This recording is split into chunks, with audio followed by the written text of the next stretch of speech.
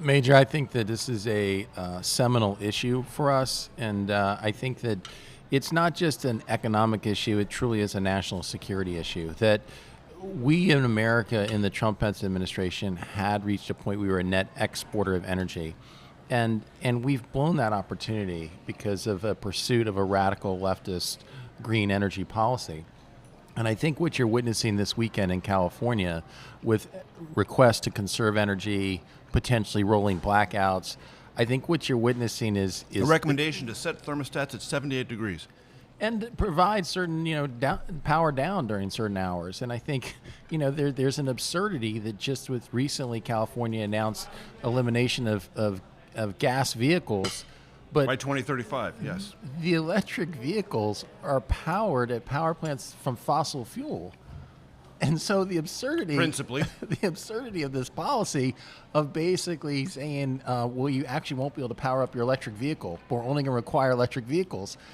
I think can be comical, but at the same time, the vast majority of the components of electric vehicles are provided by China, communist China, or rare earth minerals produced in Russia.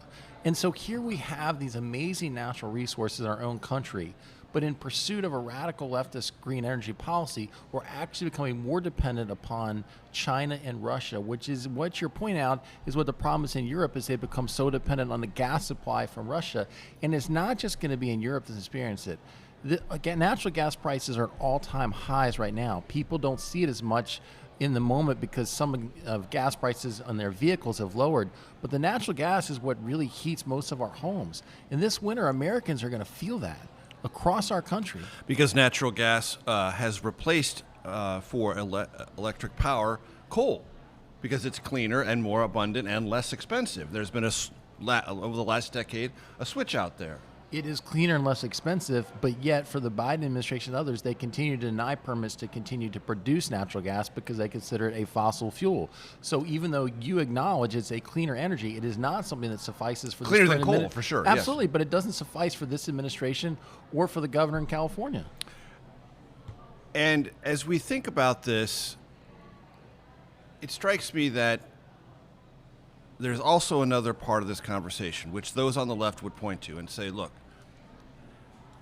we may agree or disagree on that, but climate change is real, weather patterns are more extreme, less predictable, and the proximate victims live in places like Mississippi. Jackson, Mississippi right now doesn't have clean water because of historic flooding that overwhelmed its systems. Kentucky, the beautiful bluegrass state of Kentucky, has had not one, not two, but 3 bouts of massive either tornadic storms or floods. People who are poor, people who live in places with insufficient infrastructure, not people who live in urban environments where there are lots of options, are being deluged, and that's the literal term, by extreme weather patterns that are more pronounced and visible, scientists tell us, as a result of climate change. Isn't that part of the conversation as well? Major, there's an important component here. I'm not going to probably accept your premise because I believe that we've always had flooding, and I think you can take any sort of abnormal So nothing unusual going on. But I'm not going to say that flooding in Mississippi or flooding in Kentucky are a result of climate change. I think that's a step too far. But talking about the people who are hurt the most, people are often fleeing third world countries to come to America, and what you're basically telling them is, hey, you know what? You're going to have to pay more to heat your home. You're going to have to pay more because those of us who are rich enough to afford electric vehicles, we're going to take taxpayer subsidies and provide people another $7,500 credit to buy an electric vehicle that only the wealthy can afford because it's a $65,000 price tag. So the policies that green energy is actually pursuing are actually hurting those people who are poorest most, and it's benefiting the wealthy and the privileged. And it's something that should be part of our conversation today, that people who should be coming to this country because they actually can't get power in their third world countries, they're trying to get a new start, we're actually denying them that opportunity because of the pursuit of some of these crazy policies right now.